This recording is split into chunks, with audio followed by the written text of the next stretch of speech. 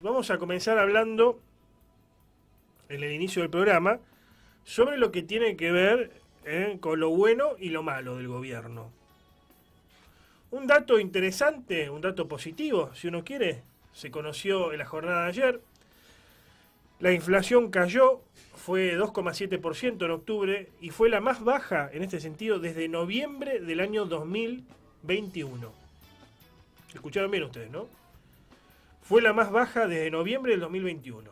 Esto según lo que mide siempre, obviamente, el Instituto Nacional de Estadísticas y Censos, que uno entiende que es creíble ahora, porque cuando estaba el kirchnerismo no era creíble. Bueno, ahora uno entiende que es creíble. Así que no deberíamos desconfiar de las cifras del INDEC. Bueno, la cuestión es que la cifra implica un registro interanual del 193% y una inflación acumulada para los primeros 10 meses del año de 107%. Bien digo, 193% interanual y en los primeros 10 meses del año 107%. Ese es un dato positivo. Yo creo que la inflación se ha bajado por parte del gobierno y puede vender este logro producto del freno de la economía. Se le ha puesto un freno a la economía, esto es evidente. Se ha desprotegido a la industria con todo lo que ello conlleva y obviamente esto ha derivado en que importemos menos y por ende baje la inflación. Porque no se bajó la inflación ajustando a la casta, que fue el discurso que lo catapultó a Milei al sillón de Rivadavia. Esa hubiera sido una idea muy interesante, una forma muy interesante de bajar la inflación, que hubiéramos saludado todos, ¿no? Independientemente del pensamiento de uno, más a la izquierda, más a la derecha. Pero ¿quién no va a estar a favor de que se le saque a los políticos? O a los que, mejor dicho, a los que lucran con la política y hacen politiquería en vez de política y cobran al respecto. Nadie va a estar en contra de eso, al contrario, ¿no? Tengo amigos de todas las ideologías que festejarían con muchos asados esto. Ahora, se bajó la inflación, obviamente ajustando a los trabajadores, ajustando a los más desposeídos, a los sectores populares, como se dice habitualmente, y obviamente frenando las importaciones. ¿Por qué? Porque era una de las cuestiones que más dólares demandaba. Una industria deficitaria, históricamente deficitaria como la Argentina. Todos los países es verdad que tienen un sector más pujante y otro menos pujante. En este caso la Argentina es el agrario, ahora se suma el de la minería o el minero, pero la industria es deficitaria. Bueno, ¿qué es lo que le pasa a la industria habitualmente? Salvo determinados momentos de la historia, como el gobierno de Juan Domingo Perón o el de Frondizi, Arturo Frondizi, y otras mínimas experiencias que también tienen que ver en muchos casos con la continuidad de estas experiencias, tanto el peronismo como el frondicismo. Pero salvo esas experiencias históricas, esos momentos de la historia, siempre la industria fue deficitaria, la industria argentina, y se le complicó el famoso PSI.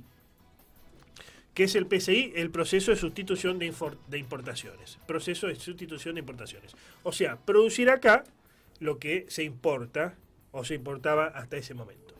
Bueno, hoy la Argentina es muy dependiente de los insumos del extranjero. Para poner un ejemplo concreto, un auto que se produce en Argentina demanda el 70% de los insumos, de las partes de ese auto, del extranjero. O sea, solamente 30 es nuestro de ese auto y el 70 es importado.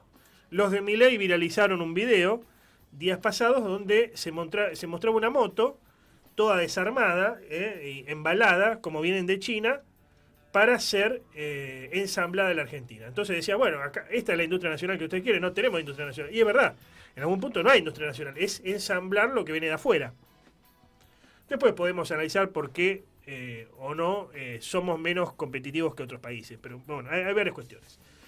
El tema es que Milei bajó la inflación de esa forma, ¿no? De la forma más abrupta y en este caso molesta tanto para como los sectores populares como para la industria. Pero no obstante es un dato positivo, el de la baja de la inflación. Es un dato positivo. Ahora, hay otro dato que es negativo y que se ha conocido en las últimas horas, que es el de que la pobreza alcanzó al 49% de la población, 10 puntos arriba del año pasado. Esto se desprende de un estudio llevado adelante por el Instituto Torcuato Di Tella, o la Universidad Torcuato Di Tella, el Departamento de Economía más precisamente, que es una institución privada creíble. No hay operaciones, no hay falsificaciones, solamente datos puros y duros, diría Carlos Pañi, ¿no? El periodista de La Nación. La pobreza en Argentina, como decíamos, se ubicó en el semestre que va de mayo a octubre el 49% de la población. O sea, la mitad de los argentinos es pobre. La mitad de los argentinos es pobre. Asimismo, la canasta básica alimentaria y la canasta básica total acumulan en el año incrementos del 80,6% y 99%, y resultaron en variaciones interanuales del 170,6 y 185,7 respectivamente. O sea, pese a lo que vende el gobierno, sigue habiendo inflación, algo que se traslada a los precios, se traslada menos, pero sigue habiendo inflación en definitiva. Y aumenta la pobreza. Este es el lado negativo del gobierno. Ahora, lo que están pensando muchos economistas cercanos al gobierno es que va a llegar un punto que ahora la gente festeja la baja de la inflación, ¿no? Porque tuvimos meses y años muy duros, ni que hablar el último mes que va desde principio de noviembre hasta principio de diciembre, donde asume Javier Milei, ¿no? Y pierde las elecciones Alberto Fernández. La había perdido antes, pero bueno. El último mes de la gestión. Tuvimos momentos muy duros. Entonces la gente se acuerda de eso. Ahora, eso va a llegar a un punto, es lo que están pensando los economistas cercanos al gobierno, que ya no le va a importar más a la gente la baja de la inflación. ¿Por qué? Porque ahora tenemos otro problema gigante, que es el de la pobreza. No hay laburo. No hay laburo y la gente no puede comer. Y el laburo que hay, en muchos casos pauperizado, ¿por qué? Porque los salarios son miserables, no sirve también para salir de la miseria. O sea, muchos dicen, ¿para qué trabajo? ¿Para qué trabajo si cambio la plata?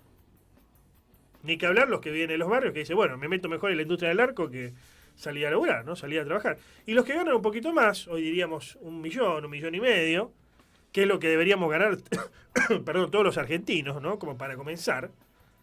Los que ganan un poquito más dicen, ¿para qué voy a trabajar? Si no solamente aumentan los precios y cada vez puedo comprar menos, sino también me toca el impuesto a las ganancias. O sea, a algunos lo toca el piso y a otros lo toca el techo. ¿Para qué voy a hacer horas extras, por ejemplo? Me decían varios trabajadores aceiteros de esos rubros, que por suerte están un poquito mejor parados que otros. ¿Para qué voy a trabajar? ¿Para qué voy a hacer horas extras? No hago. Si me la llevo al impuesto a las ganancias. Bueno, creo que ese es el desafío, ¿no? Juntar lo positivo, que nadie se lo va a desconocer al gobierno, en lo económico estamos hablando, como es lo de la baja de la inflación, pero solucionar o tratar de menguar lo negativo, que es este aumento desmedido de la pobreza.